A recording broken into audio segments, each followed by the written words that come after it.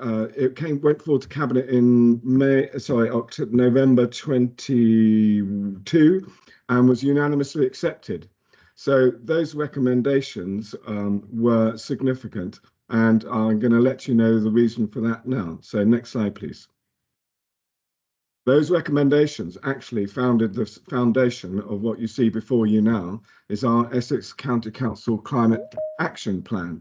And all of that support from the cabinet decision resulted in the climate action plan, and you can see on the screen the £250 million that was now increased as a result of the budget, and the plan in the latest position was July 23. This also really supports our Essex County Council's Everyone's Essex strategic document, and it's one of our high priorities for the environment and sustainability going forward. So it's a key pillar on our strategy of this administration and going forward to 2050. Next slide, please. And one of the key recommendations in that report in our Essex Climate Action Plan is actually to create online resources. And as you can imagine, that is really important. But we went about it, I think, in a very unusual, but a very flexible way, and one that I think has gone down very well. And it's to help engage with everybody in Essex, whatever they do. So next slide, please. So what we did was we divided up, because we were aware that, you know, all of our residents had different ideas, they were different ages and came from different backgrounds and everything else, through the diversity that we have across Essex, considering the population. So actually we developed a residents advice pack, and as you can see, a schools advice pack and a business advice pack. And you can see there the early iterations of that. And it was launched a couple of years ago now, back in May 22. And that is why we are here today, to relaunch and update those packs. So next slide, please. And one of those that we really are pleased to have done was last year in October. We launched our first edition of our early years and childcare's climate action advice pack. And this was really important to us, because we realized actually that, again, it's a different target group, but actually to be able to help people that were involved in early years and childcare was really important to us. And we know that an awful lot of young people, and very young people, are really keen on understanding more about sustainability and climate. So this pack was launched specifically to help and advise not only those that were involved with it, but those that were actually participating in it, parents included. So a really important pack that we added to our overall range of advice packs. Next slide, please. So these revised action advice packs, I'm really delighted that we have been launching these today. And the one thing that we are really pleased about is the easy read version of the resident pack for the first time. And you can see the QR code on there on the screen. We will be distributing these out to you all afterwards. But to access the new packs, just scan that new QR code. And alternatively, you can visit us at the essexclimate.org.uk site online to download them as well. So next slide, please. And this is what the refreshed packs look like. And I hope that you'll agree, they've got a real strong theme going across all of them. And as you can see, we've got a resident advice pack, the business advice pack, the schools, the early years, and the resident advice pack, easy read. And that was the one that we're launching today. And I think it's a brilliant addition and is really, really helpful. So next slide, please.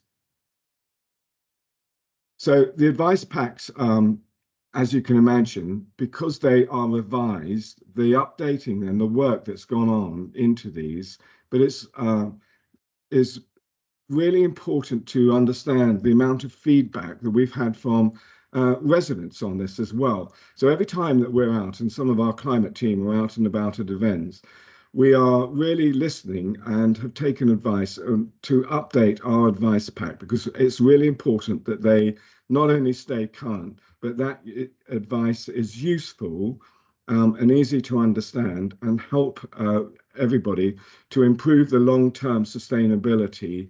And there are lots and lots of guidelines and tips on them. So do download them and have a look. There's lots of interesting information. Next slide, please. And a business pack. And as you can imagine, we have constantly been in contact with business, not only with our officers when they're out visiting.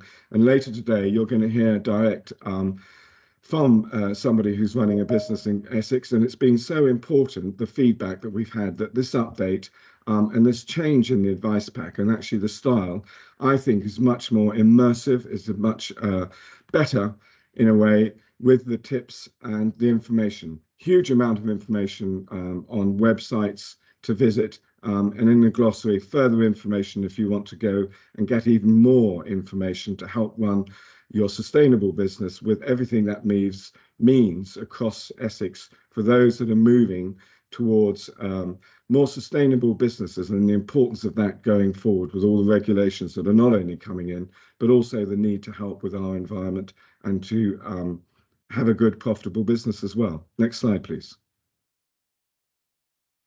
So the Refresh Schools Advice Pack, again, this is great, and there's lots of information in here.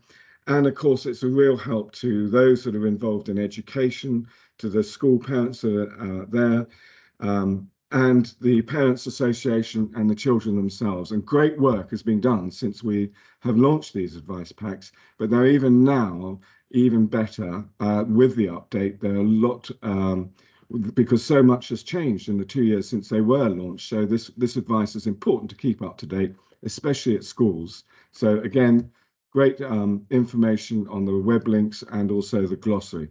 Next slide, please.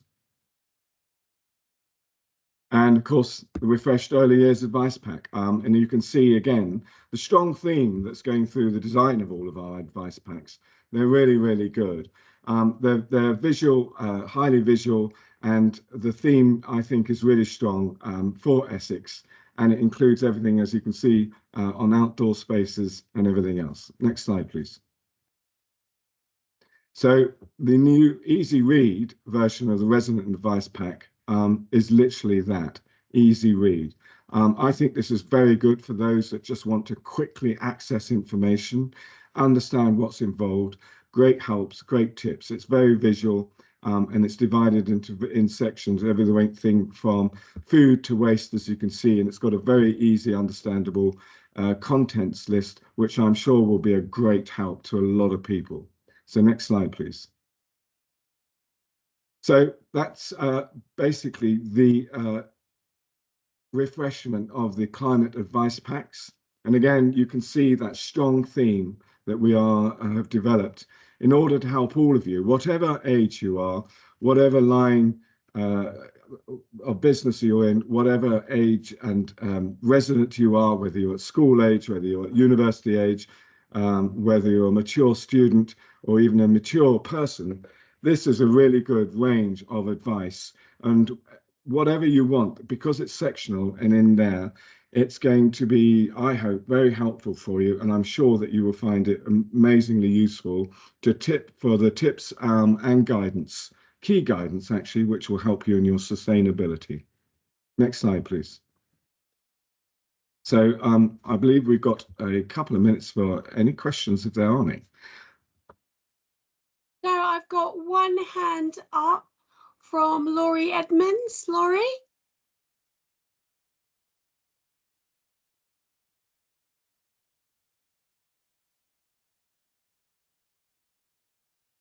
Sorry, I haven't heard the question. No, Laurie, are you able to ask your question?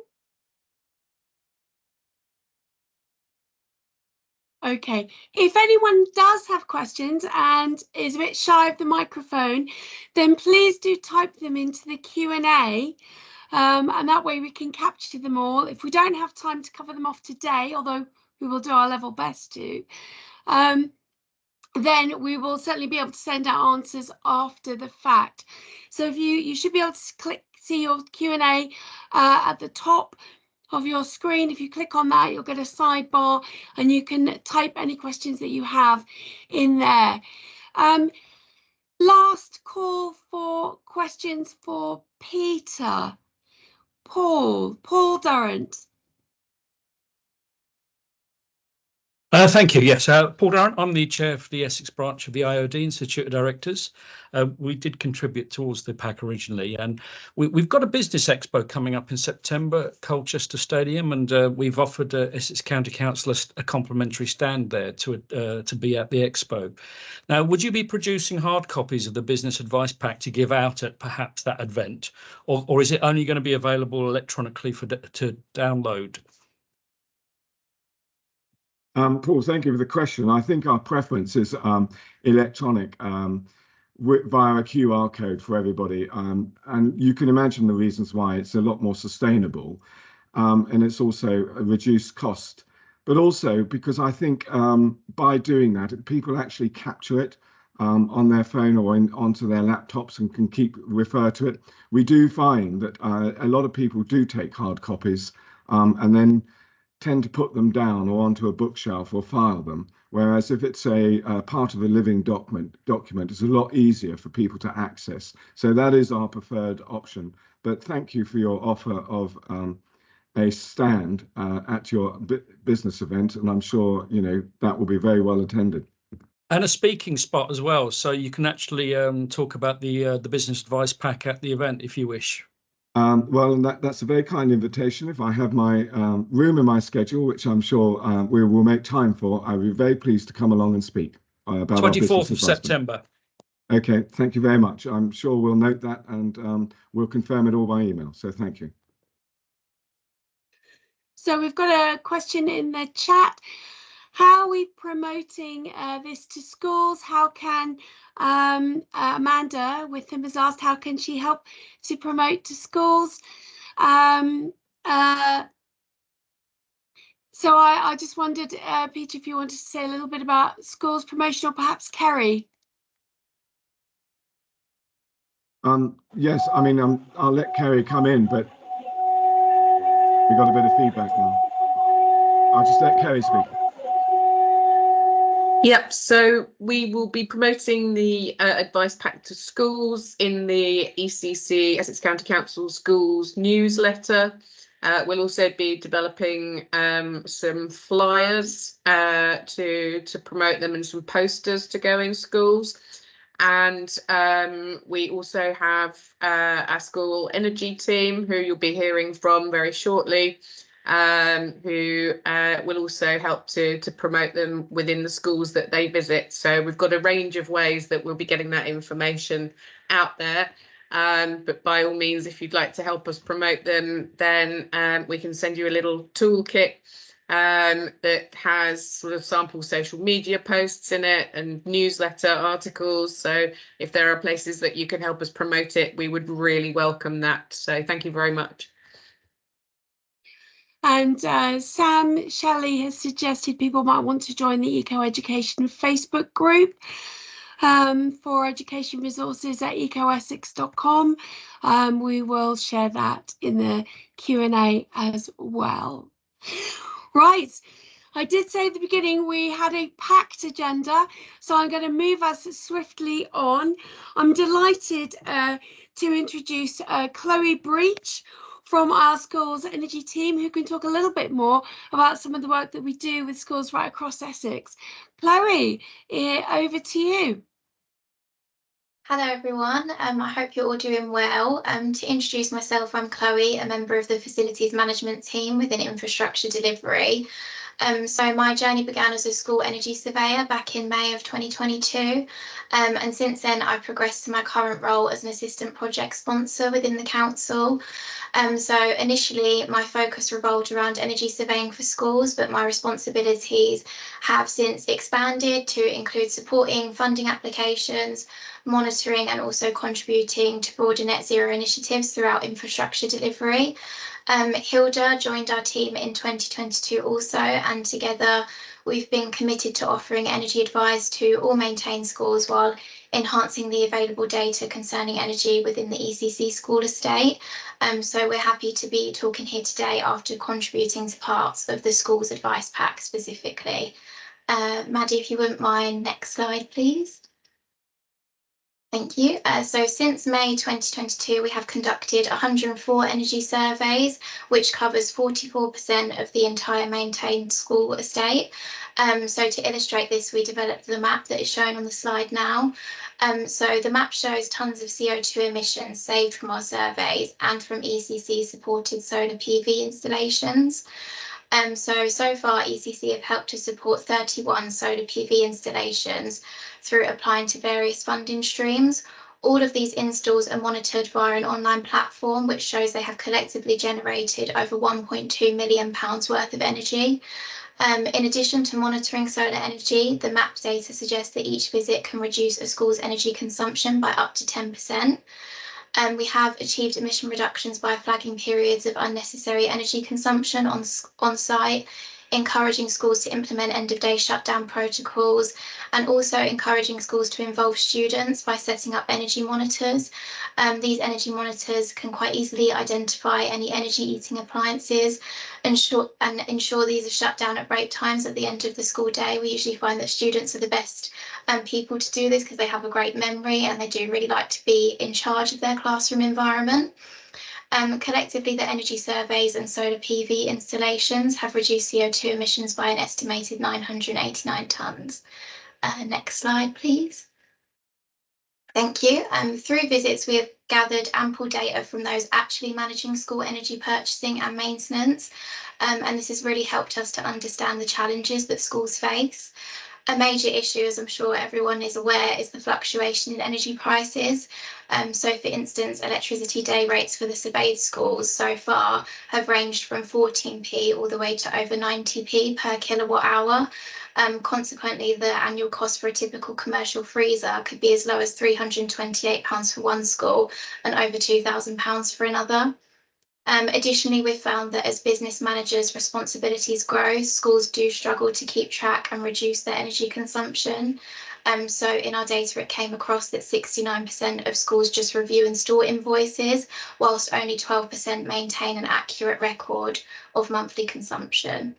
In addition to this, we also found that 85% of schools could reduce their heating and hot water times, and a further 9% were actually unsure if their schedules were appropriate or how to even adjust them.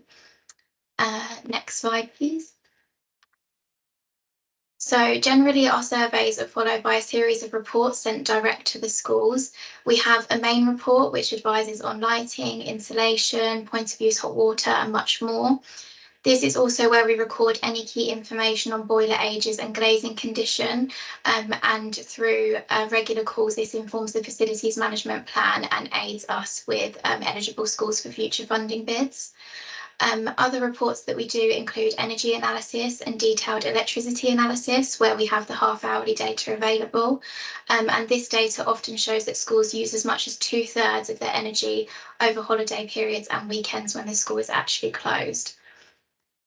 While discoveries made during our surveys can directly reduce energy costs, we have found that the information provided allows schools to feel really empowered and enables them to make the decisions regarding energy consumption and take effective action.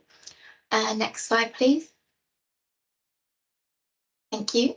So we showcase Montgomery Infant School in the newly launched Schools Advice Pack to highlight what a successful visit can look like. So during our visit, we worked directly with the school's business manager, enabling us to implement really significant changes on site almost immediately. So whilst we were there, we lowered all heating set points from as high as 24 degrees Celsius to the DFE recommended standard of 19 degrees Celsius. We also reduced heating times for unoccupied zones after school hours, which overall achieved a 34% reduction in energy use. Additionally, we eliminated unnecessary weekend operation of the hot water system that the school didn't realise was scheduled. Next slide, please.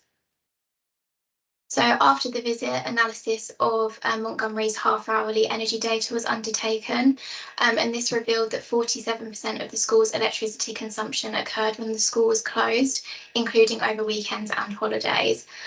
More in-depth graphs from that analysis revealed that electric heating was not powering down completely in winter specifically.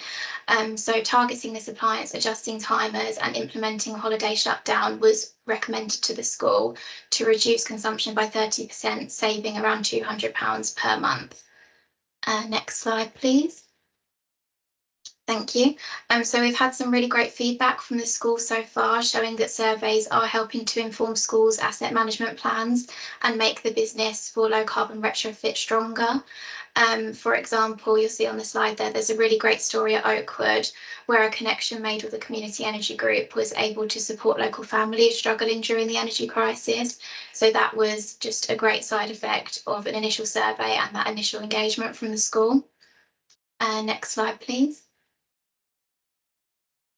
So ECC have successfully completed projects beyond those depicted in the map shown at the beginning of this presentation. This includes 61 school projects involved in SALIX bids. For anyone who doesn't know, SALIX are a public body wholly owned by the UK government, and they administer funds on behalf of the Department for Energy Security and Net Zero.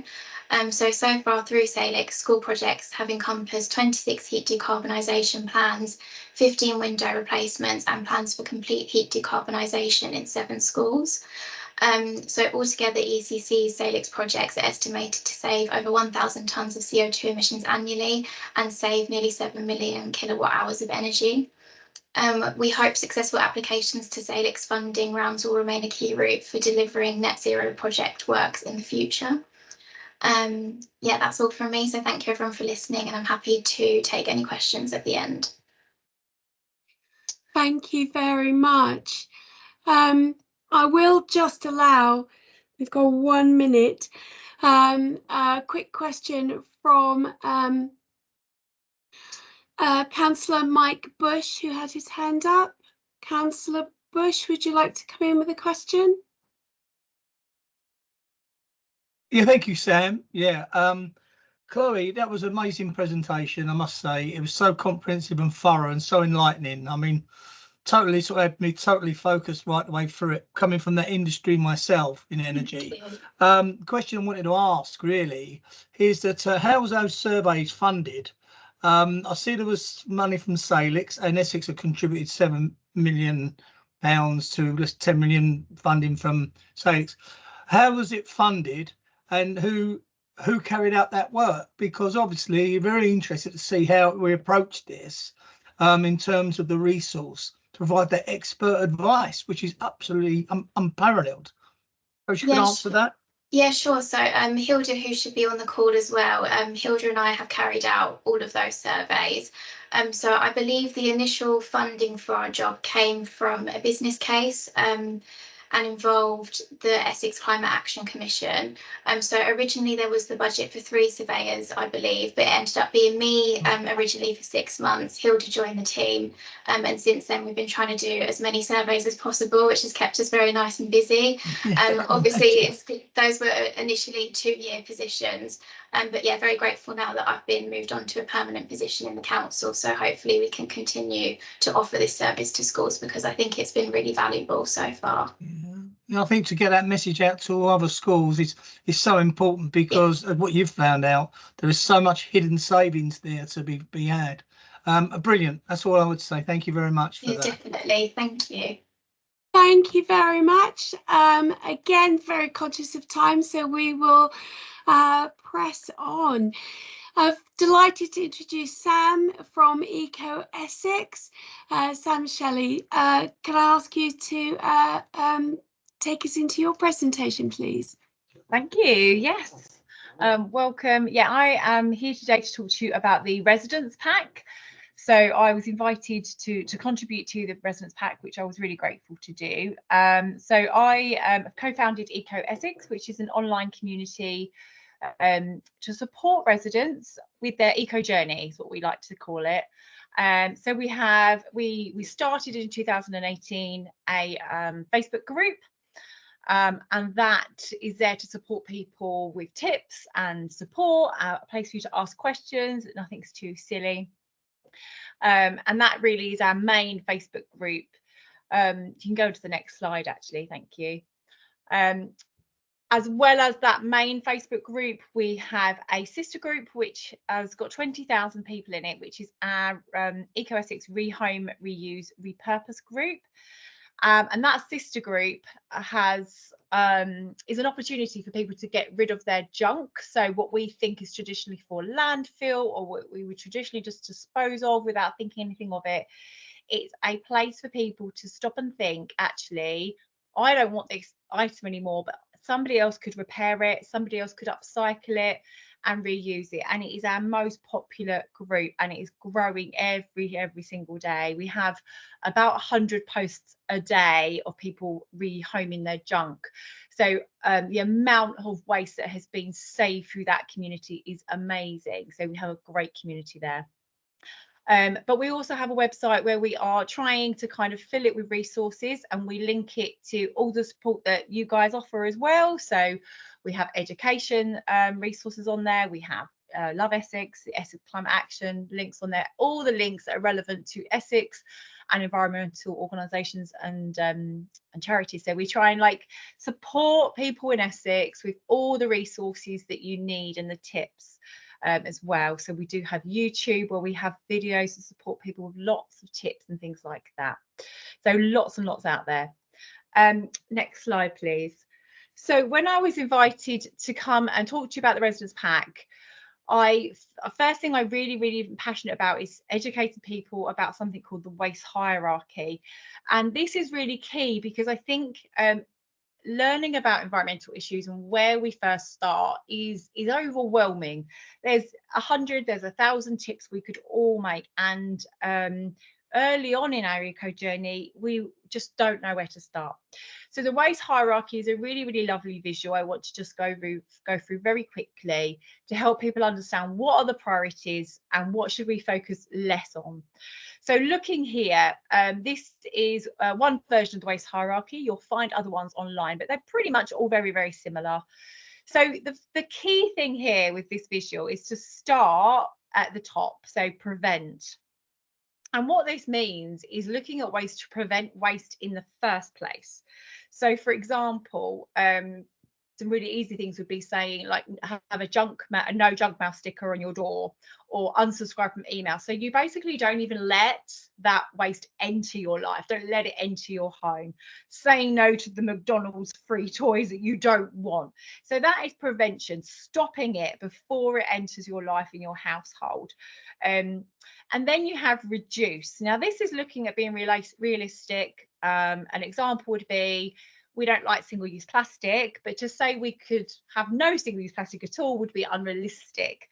So it's looking at ways to reduce it. So for example, rather than buying I don't know, individual little yogurt pots, you could buy a big yogurt pot and decanter it, so you have less single-use plastic. Or you bulk buy a massive bag of pasta rather than lots of little ones. So it's looking at ways to reduce your waste rather than setting unrealistic goals where you know you don't have any of it at all. And then we've got reuse, which is what I'm really passionate about, and that was what our sister Facebook group is for, is reusing things. So your cardboard box that your packaging comes in, rather than just going in recycling bin, it's about rehoming it to somebody else. Somebody else is moving house down the road, needs cardboard boxes. So you reuse the item until that item can no longer be used for any purpose before it gets recycled or before it gets wasted. So that's reusing things for as long as they can. And then you'll notice with this visual, recycling is one of the lower options. So over the years, over the decades, we have, as a society, really focused on recycling. I will tell you, I am not even a fan of recycling. I know that's controversial. I do recycle, but the reason I say that is because we need to focus less on recycling as such. What we want to do is focus on the things at the higher end of the waste hierarchy to prevent the waste in the first place. So recycle what we need to, but let's look at ways of reducing the need to recycle. If we don't have waste, we don't even need to recycle. Hope that makes sense. And at the lower end of that waste hierarchy is the recover, and that means energy that is you recover from incineration. And then obviously last but not least is disposal. So we want to do less landfill, less recycling, less incineration, but more preventing waste and reusing it. Okay, next slide, please. Okay, so going through the residence pack, there are so many tips, so many ideas. There is resources galore on there, but I'm just going to go through in the 3 minutes I've got left to tell you my top tips from it. So one of the main things I'm really, really passionate about is looking at your energy provider. So if you can look at changing to a green energy provider, one that uses solar panel, wind turbines, for example, to provide energy. It doesn't often it doesn't cost any more money. The tariff I'm on actually is probably hopefully going to save me money. So it can be a really, really quick thing to do and a really impactful one. Other things as well are looking at diet. So I'm not going to say to you everybody needs to be vegan. Again, this is about being realistic, and that often isn't realistic to many people. But it's looking at reducing perhaps red meat intake, having some vegetarian meals, some plant-based meals, doing what you can to reduce your red meat intake if you can. Food waste, traditionally each household wastes something like £60 a month or something. Really looking at ways to reduce your food waste, so having a leftovers day, measuring out portions, planning your food. Really good to think about how you can prevent your food waste. Reducing our reliance on cars. Most car journeys are less than 5 miles. Being a busy mum, I confess I use my car a lot, but actually if we can just look at realistic ways to reduce your car, can you do 1 school run a week on the bikes or the scooters? Again, just reducing those short car journeys, as that is what most of the car journeys in Essex are used for, those short journeys. Turning our thermostat down 1 degree can make a massive difference to your bill, can reduce your bill, so it's cheaper for you, and is a really big impact as well. Looking at making sure your thermostat doesn't kick in until it reaches below a low temperature. So really looking at that, and these will save you money. This is a good thing about being sustainable as well. It often saves us money too. I would totally advocate getting your free water saving kit. So from Essex and Suffolk Water or Anglian Water, you could get a free water saving kit, costs you nothing. It takes about 2 minutes in total on the website to get, and it can reduce your water intake with lots of different devices for your shower, for your tap, for your toilet. So do go and get your free kit. My last couple of tips are reducing our reliance on appliances in the home that have heating elements. So your tumble dryers, your hair dryers, heating elements uses a huge amount of electricity. If you can reduce those ones, kettles as well, then that will save you money as well and save your energy bills, and obviously reduce your carbon footprint. Buying secondhand, one of my favourite things to do. Charity shops, vintage is becoming on trend now. All these things are about reducing our waste in the first place. I think I've whistle stopped through all my tips. And if you, next slide please, if you want some more support on how to live more sustainably, honestly, it doesn't matter if you're at the beginning of this journey or at the end of your journey. If you just want tips or want to ask for advice, that is who we are and where we're from. Please come and talk to us and come and follow us on social media. Hope that was useful. That was great. Thank you, Sam. Lots of top tips for us all to take away. I'm going to press it straight on to Linda Blanchett, who's joined us from Consciously Clothed. Linda, over to you. Thank you. Thank you so much for having me. Okay, this is a little history into how I got to start my business. In November 2019, I received one of 30,000 letters sent by the House of Commons inviting me to take part in Climate Assembly UK. The Assembly was commissioned by 6 select committees to understand public preferences on how the UK should tackle climate change because of the impact these decisions will have on people's lives. 108 people were selected to take part, and to my surprise, one of them was me. The assembly was held in Birmingham over 6 weekends and brought together people from all walks of life and throughout the UK. We had between us many different values, views and experiences, but we worked together in an atmosphere of respect, cooperation, tolerance and humour. We heard balanced, accurate and comprehensive information from 47 speakers about how the UK should meet its net zero target. And whilst taking part, I got to meet Sir David Attenborough.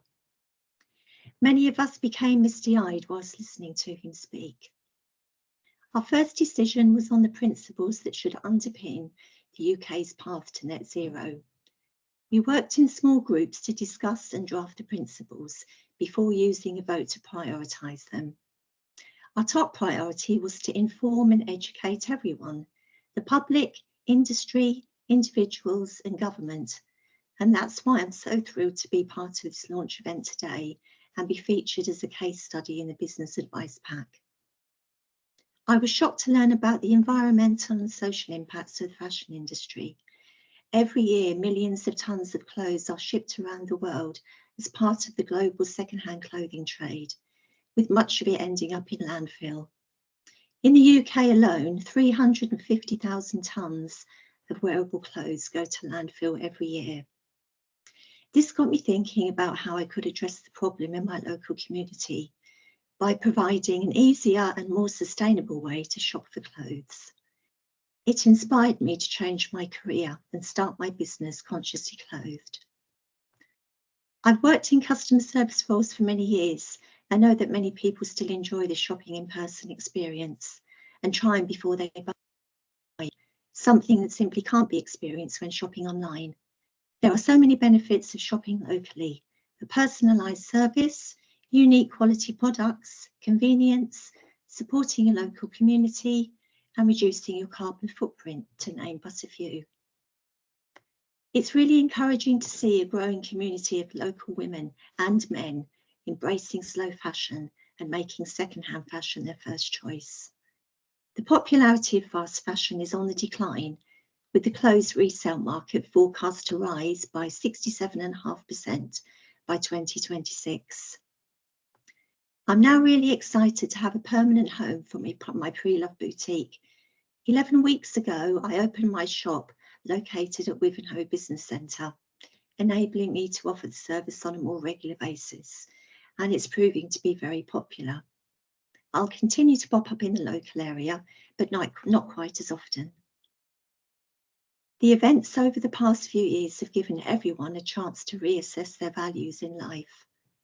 After the shock and anxiety, the COVID lockdown resulted in a change of priorities for many, an appreciation and gratitude for people and not for possessions. We rediscovered friendship, kindness, the countryside and environment around us, the peace. We realised that the way things are currently need to change. Business growth can't be measured just in volumes of products and money in the bank, but in volumes of energy savings, volumes of recycled materials, and volumes of happy customers. We need to remember that circular can and often does mean cheaper, and in many cases more convenient. We need to approach consumption with the long term in mind, using what's already available on our planet, rather than further depleting the world's resources. Don't say it's not for me, it's for everyone, and the sooner we get there, the better the world will be for all of us. The last couple of years have been quite unbelievable. I've met Sir David Attenborough. I've started a business in my 60s, been a finalist in the Tendering for Growth Business Awards, met Theo Pavitis after winning his Small Business Sunday competition, and I've recently been selected by Small Business Britain as one of the top 100 most inspiring female entrepreneurs in the UK. It's been exhausting, and I can honestly say I've never worked so hard, but I'm loving every minute. I'll be forever grateful for the once-in-a-lifetime opportunity that I had to take part in Climate Assembly. It has quite literally changed my life. I'd like to finish by quoting a few words that David Attenborough shared with us during the Assembly. There is no greater challenge than climate change. We have to deal with the doubts and persuade people that there really are things we can all do. I see evidence that people are doing quite a lot.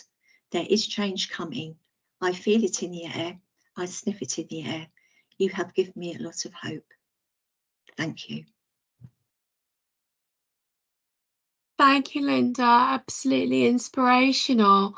I think we can all applaud this amazing endeavour. I am going to move us on, but I'm sure that there will be questions for you at the end when we come to Q&A. I'm just trying to allow time to get everyone's presentations in, but that was extraordinary. Jane is joining us from Jane's nursery. Jane, do you want to tell us about the work in your nursery, please? Yes, I would. Thank you. Thank you for inviting me to talk on here. I'd like to share with everybody all the sustainable work we've been doing over the last 3 or 4 years in the nursery, and also all the education that we offer to our children to help make them better citizens for the future. If I could have the first slide, please. Oh, maybe the next one. Thank you. So our big push, what we did 2.5 years ago, I decided to go over to cloth nappies from disposables, because I didn't like to see the amount of rubbish that we were putting in our dustbins every week. It was really bothering me. So I decided to go cloth nappies. I purchased all the nappies, all the bags, the big bags that we put our nappies in, and the smaller patterned ones in the picture. We provide all our parents with one of these to be clipped on their children's bags for any wet clothes, and everything just goes in the washing machine. We also got rid of disposable gloves and changed to cotton gloves. And we asked our parents for any old towels that we could cut up into little squares, and they just get dipped in warm water to clean the children. So we got rid of nappy sacks as well. So in 2.5 years that we've been doing this, we've saved 40,000 nappies going into landfill. And I would never go back now. Having done this for this long, I would never ever change back to disposable nappies.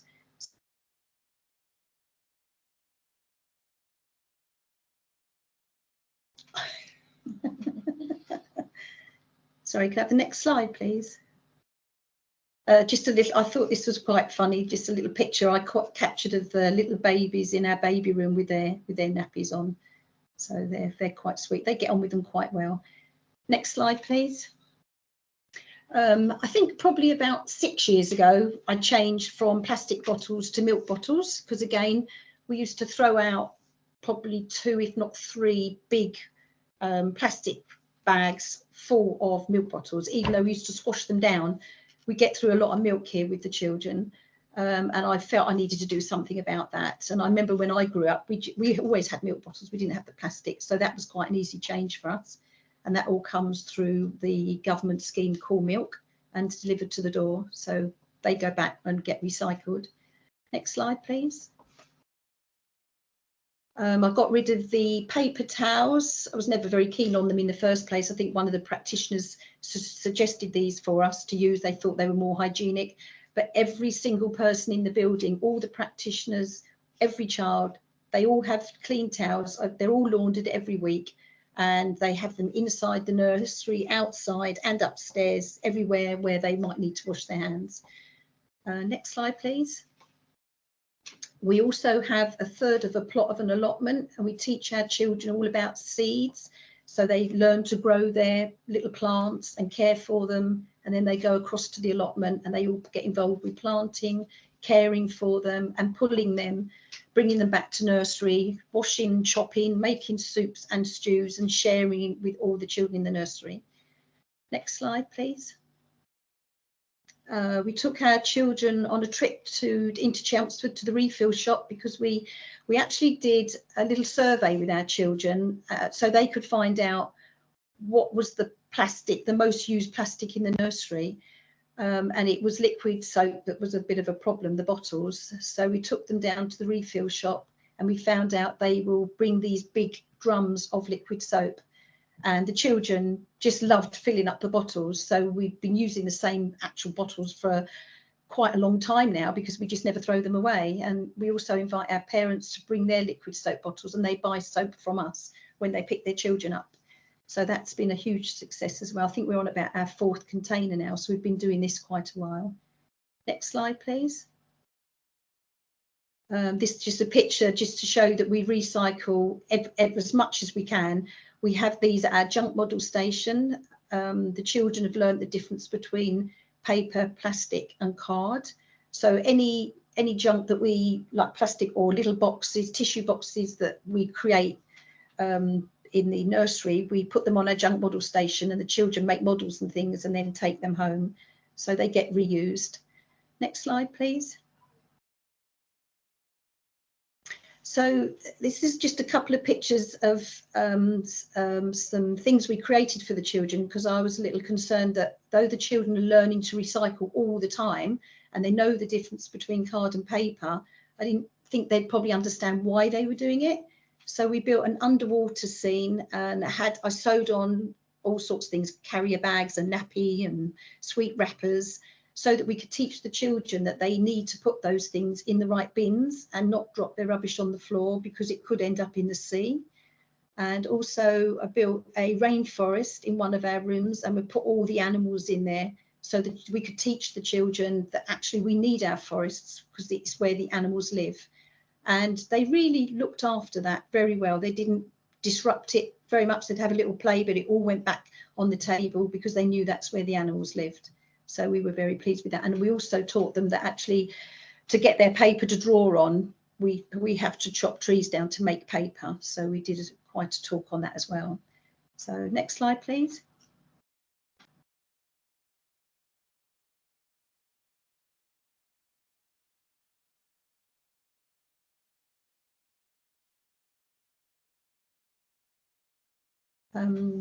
We take our children on regular litter picking walks as well, up to Broomfield Park, our local park, and sometimes our parents have come with us as well. We get them involved because we are trying, as we're teaching the children, we are trying to get that to run across to their parents as well.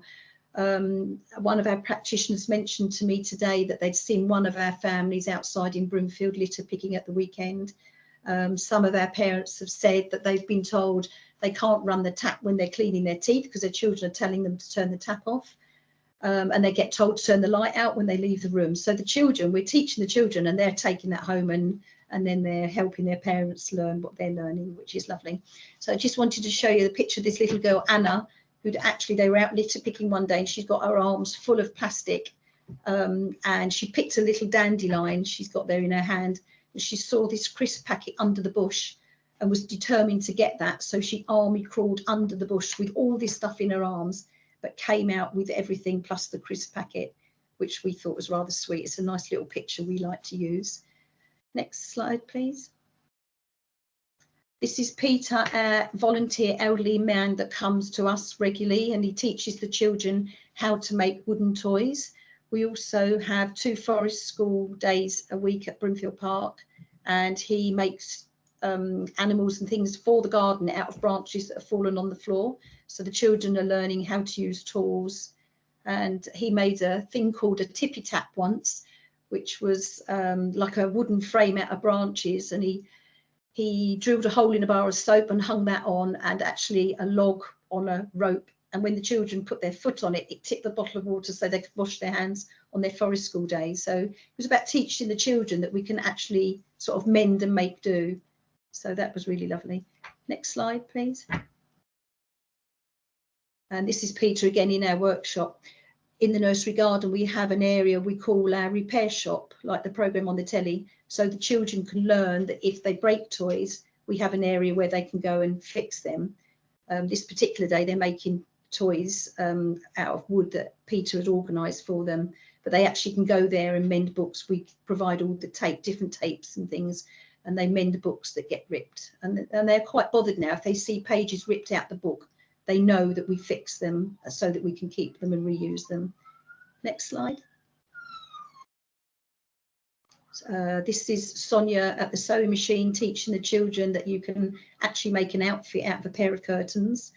So they're actually learning to really use the machine, and they chose the fur to go around the neck of this one. And these two little girls are sisters, and they went home that day in these clothes, which they felt really proud of.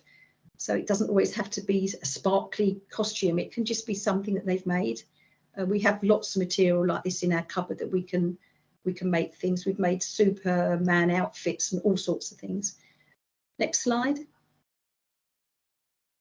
This is a jumble sale. We invited all our parents to bring in any old clothes that they don't wear and the children are finished with, and then the parents come and they just swap clothes basically. But the children use this as a way to develop a shop, so they charge parents a penny or 2 pennies, and then they have their own little money box, and if they want to buy something of their own choice, then we take them on the bus we go out and they can purchase things from the shop as well. But we've done this a few times for our parents now. It's a good way of upcycling things. Next slide. We've offered a farm shop many times for our parents as well, just to try and cut back more plastic use. So when they've picked their children up, they will come and they can buy fruit and vegetables from us, and it just goes in a reusable bag and saves them time going to Tesco's or Sainsbury's, without keep buying vegetables in plastic bags as well. And again, the children love to serve their parents, so that's always a really big success. Next slide. And these are some, I'll put my glasses on for these. These are some charts that we've made just to give you a feel of how we've reduced from 2017-18 the amount of wet wipes we were using. About 45,900, we've reduced that to nothing. Nappies is about 15,300 a year. We've reduced that down to nil. Plastic gloves, 15,300. I've got 500 on there because of the putting the nappies in the machine. The lady that tends to do that still wanted them, but we've actually got that to naught now, because I've now bought a longer armed pair of gloves which she used now. So we've actually got rid of that 500. That's now naught as well. Nappy sacks completely gone. We got rid of those. Plastic milk bottles have gone. Party bags, we don't have anything like that anymore. We just have a little brown paper bag, or just wrap things up in a little piece of kitchen towel. And plastic butter bottle pots. We used to have Vitalite, but they do a plant-based butter that you can have in wrapped paper that can just be washed and recycled. And just to add to that, also about a year and a half ago, we went vegetarian at the nursery as well. So we've cut out our meat intake. And a lot of children, they have flax seeds on their breakfast. They have lentils, and we had all our menus looked at by a paediatric dietitian, and she said that she thinks our children are probably the healthiest in the country, and she thinks they're very lucky to come here and have this sort of a diet, and they're all doing really, really well on it. Nobody's lost weight. Everybody's loving the food. It's a slightly softer diet, but they're just eating more and they've got loads of energy, and we're really happy that we've made that decision as well. Next slide. So just a little example. So the past 4 years, we've saved 180,000 wipes. I saw a picture of wet wipes on Facebook years ago, and it was a massive mountain that's been standing there for years, and it's just not moving down. So I wanted to get rid of wet wipes as quickly as possible. So that's just a little example there. And the ladies actually feel like the soft cloths in warm water get the children much cleaner. So it was a no-brainer. We just had to make that change. Next slide. And this just gives you some examples of the money that's been saved per year. So over £4,000 a year we're saving on just those few things that we changed. And also the money on the nappies is what we've really saved our parents from bringing disposables in, because that's what they used to do. So I bought all the nappies, and I bought a new washing machine because I wanted the parents to get on board with that big change, and we've saved them money on nappies every day. So that's just a few of the costs that we've saved there. Next slide, please. This was developed just because somebody suggested to me that if your cloth nappy with the fillings in is about 2 centimetres thick, when piled up, it's higher than the tallest building in the world. So that really, that I've shared that with my parents and they're absolutely shocked. So yeah, we would never go back anymore. We're on this road now, and we're really pleased with what we've done. Thank you. That was absolutely fantastic, Jane, and just the huge impact of these changes, and that's every single year. I think it's absolutely amazing, and I think again gives lie to the notion that the being green is always more expensive and more difficult. I think there's really inspirational sets of changes that you've outlined. Thank you. And so huge thanks to everyone for keeping to time. We're on to our last presentation this evening. Lucy, who is one of our officers here at ECC, and Gillo, who joins us from the Young Essex Assembly, are going to talk about our water strategy. That is a brand new innovation that we published just a few weeks ago. So I'll hand over to Lucy and Gillo. Thank you. Hi, everybody. Yeah, I'm really pleased to be here today to talk to you about water. Essex has actually been in a seriously water stressed area for nearly 2 decades. But for whatever reason, it just doesn't always have the focus of other climate matters such as waste, transport, recycling, and probably because it's quite a complicated issue with lots of different organisations involved in it. But as Sam mentioned, we have just recently launched our brand new water strategy for Essex. And as part of that project, we can now understand the challenges that we're facing here in Essex and communicate that to you through the new climate advice packs. And yeah, I mean, I can't, coming back to this slide, I can't mention water without talking briefly about flooding. And in Essex, sadly, we do have quite a lot of properties at risk of flooding. But our UK climate predictions show that actually summer rainfall is due to drop by about 47% over coming decades. So this is one of the climate pressures that our water supply companies are going to have to deal with. And if we start looking at our flood risk areas in Essex as perhaps opportunity areas to hold on to water when we have it, to store it and let it gradually infiltrate and recharge our aquifers, then that's perhaps something that we can do to help meet that challenge. Next slide, please. So as part of the water strategy for Essex, we did work with our 4 different water supply companies across Essex, and we found that the overall shortage that we're going to be facing by 2050 is about 147.5 megalitres every single day. A megalitre is 1 million litres of water. In terms of volume, it's a cube of water that measures 10 metres on all sides. And that's quite shocking. And obviously our water companies are doing things to help mitigate that gap. They will be reducing their own leaks. They will be installing new reservoirs, transfer pipelines, and looking at desalination in the future. But they, and all of us need to take steps in the urgent future in the next 5 years to make sure that we reduce our own demand on water. So fixing leaky loos, installing smart meters, water butts, just generally trying to use less water at home is something that we can all do to help meet this challenge. And the government has made commitments as well to labelling water efficiency on goods, and promising more incentives, working with water companies and others to promising incentives for water efficient and water recycling methods as well. Next slide, please. So sadly, water shortages are not our only water problem. We've got below average water quality in Essex as well. So only 5% of our water bodies are good status. And the government are looking to achieve about 75% good status, at least for our water bodies in the future. And as we all know, part of that problem is water industry discharges, but it's also urban and transport runoff and agricultural land runoff. And again, there are things that we can do to help to alleviate this problem. So every bit of water that we use, everything that we flush down the toilet ends up in a combined sewer system. And when it rains hard and those systems overflow, that's when we get the pollution incidents and combined sewer overflows into our rivers. So making sure we only flush the 3 Ps, pee, poop and paper at home, and trying to just use as little water as we can at home means that those systems are under less pressure from blockages and just general water volumes. Next slide, please. So as I mentioned, we have published just recently at the end of March the water strategy for Essex, which goes into a lot more detail on all of the issues that I've mentioned. It focuses on what we need to all do collectively to reduce demand, change our land use, and look at alternative water supplies into the future.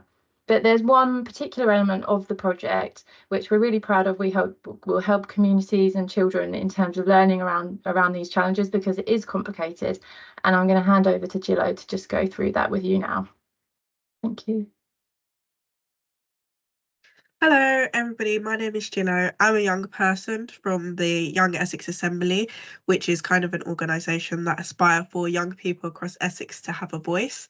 So earlier on last year, Lucy came to visit us at the Young Essex Assembly, and there was an online the first stage of like an online website created. So as you can see, it's just printed out on the pictures on the table there. So Lucy came to us and presented us with the idea, and she essentially asked what we would give for feedback.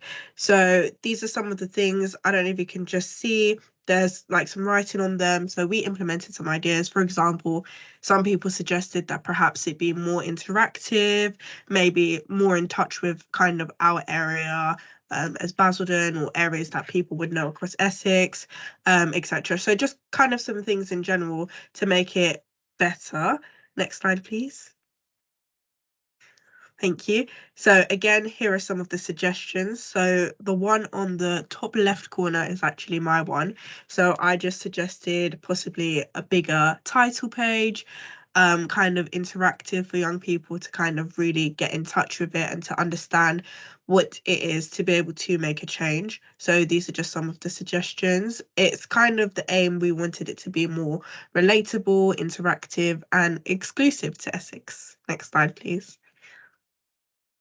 So I then went to the rest of the members of the Young Essex Assembly, and I asked them these 4 questions. So the first question I asked was, did you learn something? So everybody kind of said yes. Some people did say no, and some people said maybe. So I did go into further depth and ask, and they kind of just said they were very excited to see what would happen next. There were some things that they didn't know. For example, from one of the YA members, they've just said, I learnt that beavers are in Essex, which I didn't previously know. I also learnt that they adapt their environment to better suit themselves, and learnt how essential water is. So I think that's quite misunderstood, is that water is just there with the turn of a tap. I think we're quite lucky to actually have such a feature that not everybody has access to. So I think it's just, that was kind of one of the main aims for young people, particularly to understand, so that they can pass on the message, because we are kind of the future. I then asked, is everything in the right place? Everybody did agree. Will you change your behaviour? A lot of people did say yes and agreed with that. And how is the level of info? So again, some people said it was very in-depth. Some people said it was too in-depth, but that is why we were asked what we think we would want to change in it. Next slide, please. So here is just a tool. I'm just going to click it in a moment, but it's just, this is kind of just showing you guys with the changes what the Essex water page did bring based on our suggestions. If you could play it, please.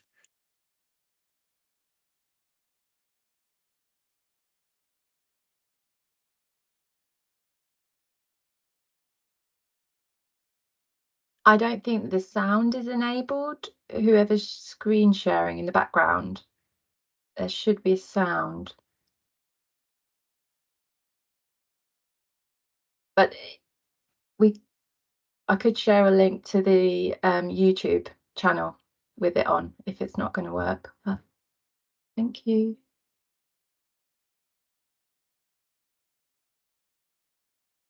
Maddie, we are in your hands regarding sound. As ever, the IT conspires against us. I think it might just be the microphone in the bottom left corner.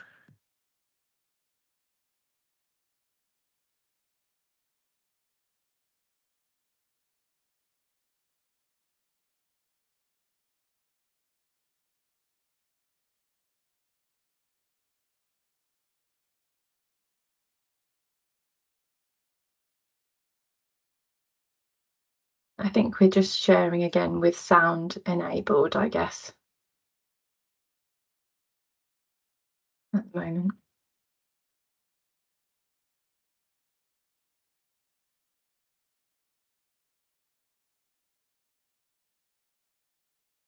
I think it might be best if you pop the link to the video Yeah. in the chat, Lucy, and Of then course. people can watch it at their leisure. Yeah. We did manage to get the sound working in the rehearsal, but Okay. clearly, yeah, not That's not a managing problem. today. So Not a problem. I'll send a link to the demo and a link to the website so people can explore themselves as well. fabulous, thank you.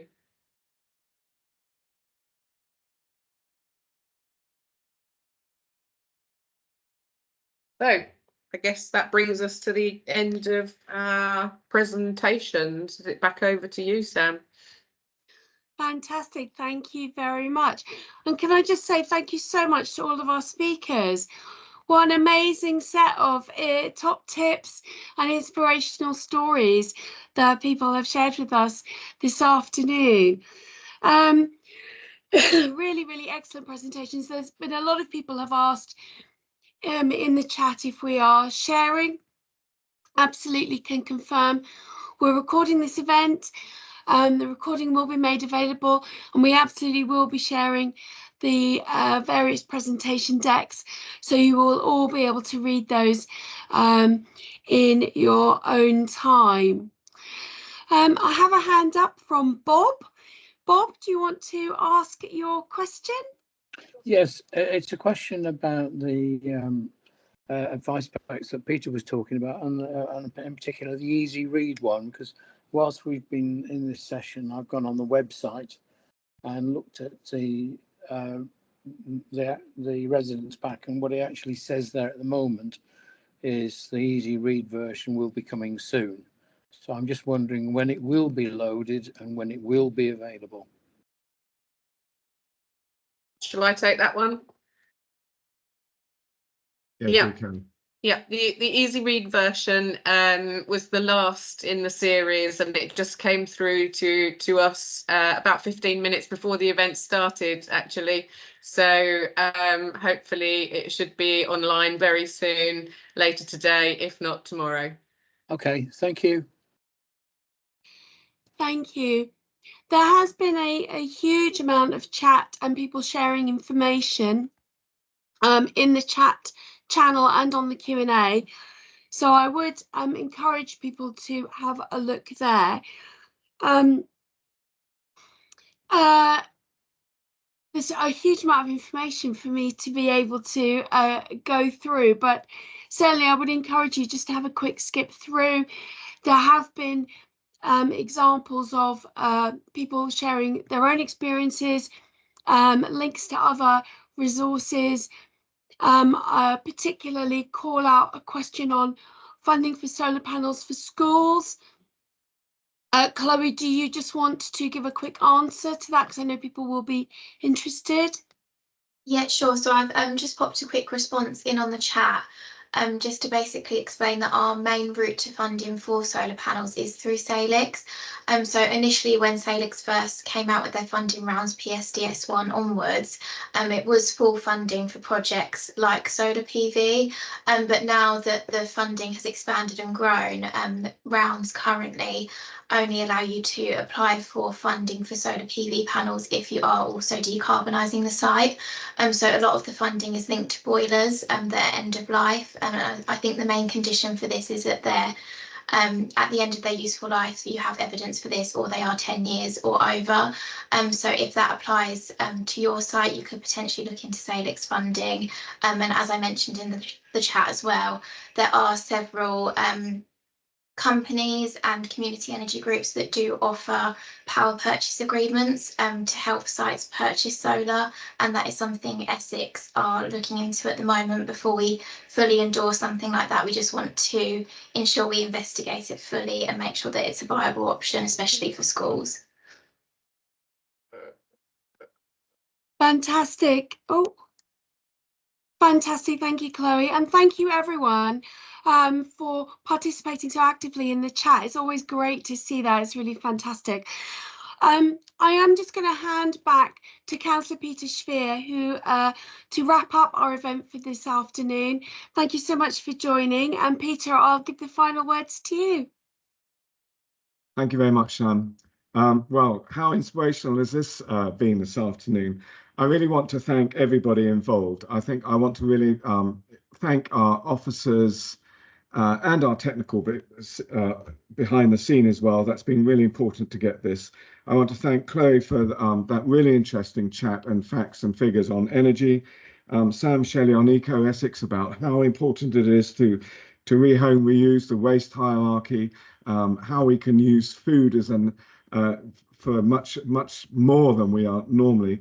And of course, Consciously Clothed Linda and her amazing story of how she's gone through Jane Cockridge and the children's nursery in the tallest pile of nappies in the world that's been saved has been inspirational. So, and of course, Lucy and Gillo for Essex Water Strategy, something we take for granted, but we all know and appreciate much more of the value.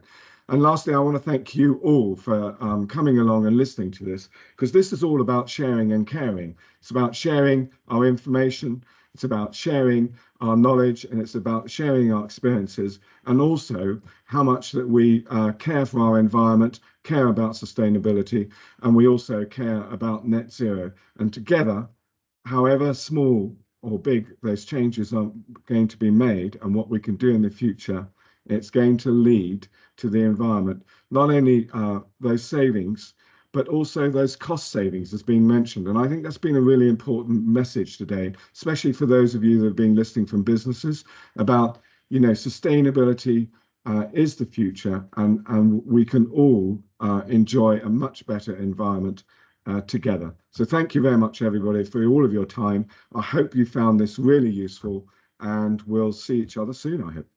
Goodbye. Thank you, everyone. Thank you. Bye.